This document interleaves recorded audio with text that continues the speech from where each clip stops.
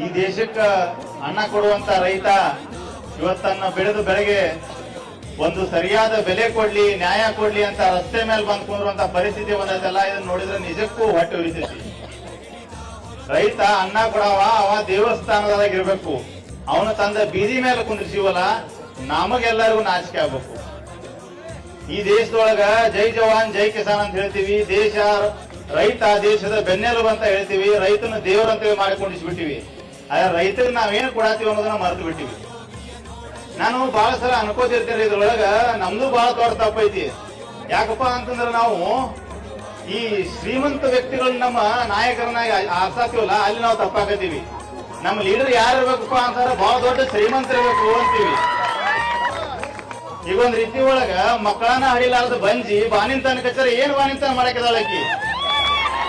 ಬಾಯಿ ಒಳಗ ಬಂಗಾರ ಚಮಚೆ ಇಟ್ಕೊಂಡಂತ ಮನುಷ್ಯ ರೈತರದ ಬಡವರದ ನೋವು ಅರ್ಥ ಮಾಡ್ಕೊಳ್ಪ ಅಂದ್ರೆ ಹೆಂಗ ಅರ್ಥ ಮಾಡ್ಕೋತಾನವ?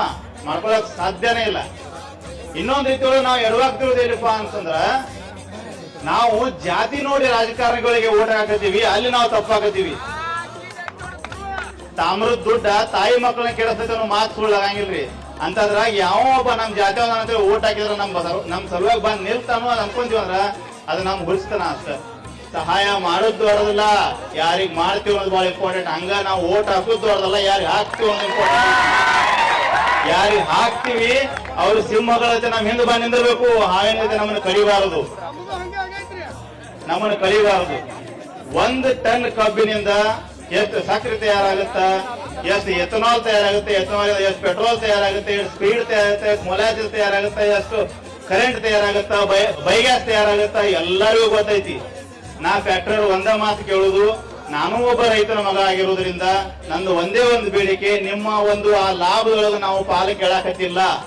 ನಾವು ವರ್ಷ ಪೂರ್ತಿ ಕಷ್ಟಪಟ್ಟು ಬೆಳೆದ ಬೆಳೆಗೆ ಒಂದ್ ಸರಿಯಾದ ಬೆಲೆ ಕೇಳಾಕತ್ತೀವಿ ಅಷ್ಟ. ಕೊನೆಯದಾಗಿ ನಾವು ಒಂದ ಮಾತು ಹೇಳಕ್ ಇಷ್ಟಪಡ್ತೇನ್ರಿ. ಕೆಲವೊಂದಿಷ್ಟು ರಾಜಕೀಯ ಪಕ್ಷಗಳು ಧರ್ಮದ ಹೆಸರಲ್ಲೇ ಸರ್ಕಾರ ನಡೆಸ್ತಾವ. ಇನ್ನೊಂದಿಷ್ಟು ರಾಜಕೀಯ ಪಕ್ಷಗಳು ನಾವು ಭಾಗ್ಯಗಳನ್ನ ಕೊಡ್ತೀವಿ ಅಂತ ಸರ್ಕಾರ ನಡೆಸ್ತಾವ. ಇವರಿಬ್ಬರಿಗೂ ಹೇಳೋದು ಏನಪ್ಪಾ ಅಂತಂದ್ರೆ, ಎಲ್ಲಾ ಧರ್ಮದ ಮ್ಯಾಲಿನ ಧರ್ಮ ರೈತ ಧರ್ಮ ಐತಿ. ಎಲ್ಲಾ ಭಾಗ್ಯಗಳ ಮ್ಯಾಲಿನ ಭಾಗ್ಯ ರೈತ ಸುಖವಾಗಿದ್ರ ಈ ರಾಜ್ಯ ಸೌಭಾಗ್ಯವಾಗಿರ್ತೈತಿ. ಜೋಡೆತ್ತು ಹೊಳಿ ರೈತನ ಕಣ್ಣೊಳಗ ಜೋಡಿ ಕಣ್ಣೊಳಗೆ ಯಾರೇ ನೀರ್ ಹಾಕ್ಸಿದ್ರಿ ನಮ್ಗೆ ಯಾರಿಗೂ ಉಳಿತಿಲ್ಲ. ಇದನ್ನ ಮಾತ್ರ ಸರ್ಕಾರಗಳು ನೆನಪಿಟ್ಟುಕೊಳ್ಳಲೇಬೇಕು. ರೈತ ಯಾವತ್ತು ಸಾರ್ವಭೌಮನಾಗಿ ಮೆರೀಲಿ, ರೈತ ಯಾವತ್ತು ದೇವಸ್ಥಾನದಾಗ ಇಟ್ಟಿವಿ, ಅವನು ದೇವಸ್ಥಾನದಾಗ ಉಳ್ಕೊಲಿ. ನಾನು ಒಂದೇ ಕೇಳೋದು, ರೈತರ ಈ ಹೋರಾಟಕ್ಕ ಜಯವಾಗಲಿ. ರೈತರ ಹೋರಾಟಕ್ಕೆ ಎಲ್ಲರೂ ನಮಸ್ಕಾರ. ಜೈ ಹಿಂದ್, ಜೈ ಕರ್ನಾಟಕ.